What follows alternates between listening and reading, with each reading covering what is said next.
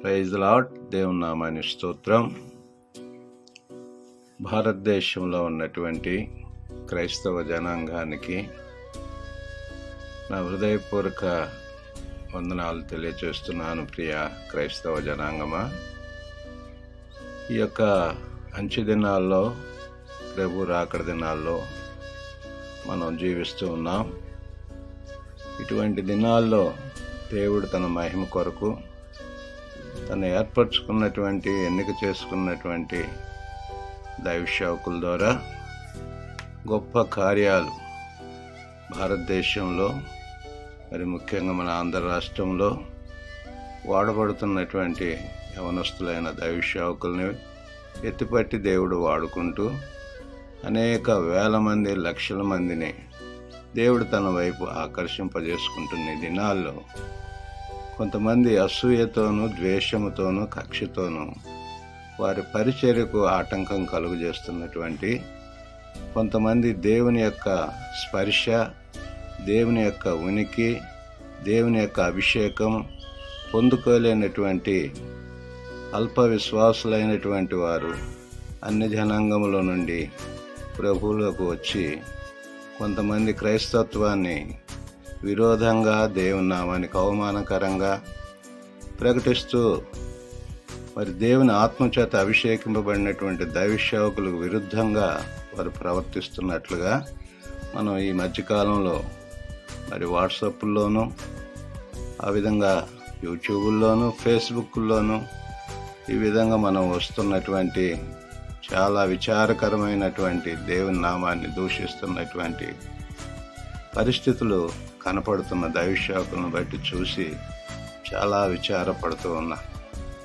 ప్రభునందు ప్రియమైన దేవుని బిడ్డలారా, ప్రభువు వారే చెప్పారు, ఆయన ఈ లోకంలో అనేక మంది శిష్యుల్ని ఆయన కొరకు సిద్ధపరచమని చెప్పాడు. చెప్తూ ఆయన అంటాడు, నమ్మిన వారి వలన ఈ సూచక్రియలు కనపడతాయి. అవేమనగా నా నామమున దయ్యములు వెళ్ళగొట్టుదురు, కొత్త భాషలు మాట్లాడుదురు, మరణకరమైనది ఏది త్రాగినను వారికి హాని చేయదు, రోగుల మీద చేతులుంచినప్పుడు వారు స్వస్థత పొందుదురు అని ప్రభువారు చెప్పారు.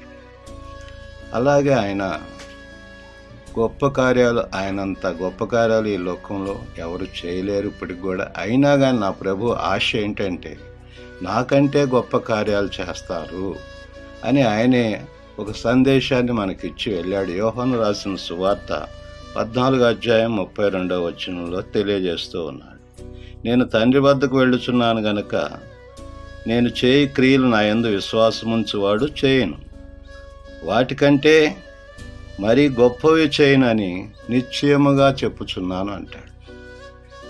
14:12 చెప్తూ ఉన్నాడు, సందేహం లేకుండా చేస్తారు నా పిల్లలు, నాకంటే గొప్ప కార్యాలు చేస్తారు. నిజమే ప్రభునం, దేవుని ఆత్మ కుమ్మరింపబడి దినాల్లో ఉన్నాం, పరిశుద్ధాత్మ కుమ్మరింపబడి దినాల్లో ఉన్నాం.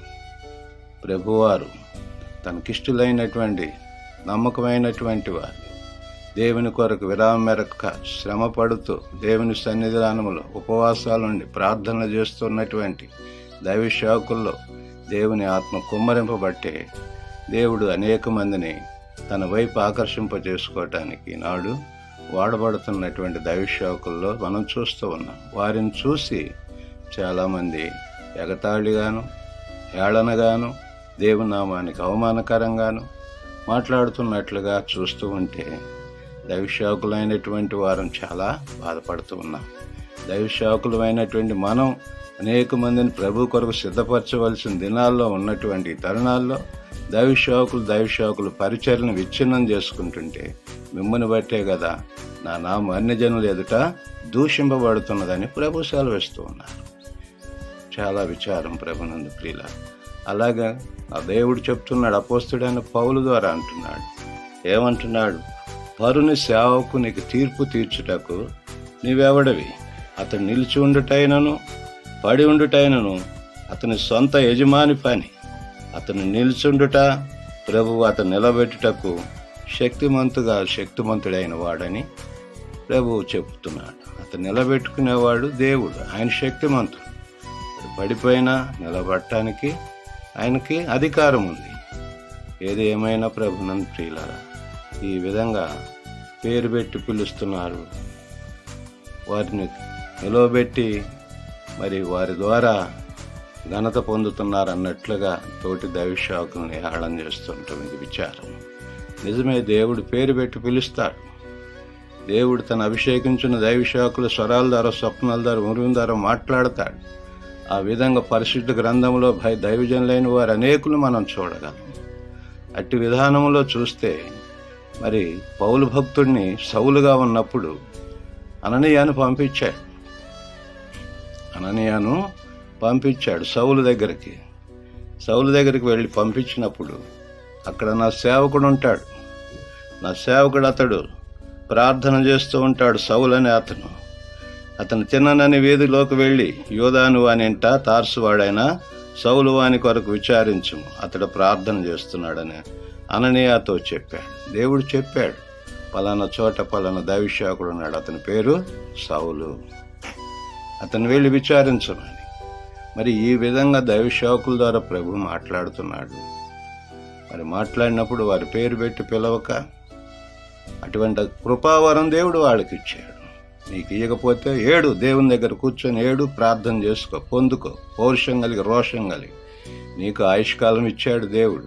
యవన కాలంలోనే ఉన్నావు కనుక తోటి యవన దైవజనుడైనటువంటి వాడిని ద్వేషించడం, దూషించడం, విమర్శించటం దేవుని శిక్షకు పాత్రుడు అవుతావు. జాగ్రత్త సుమా.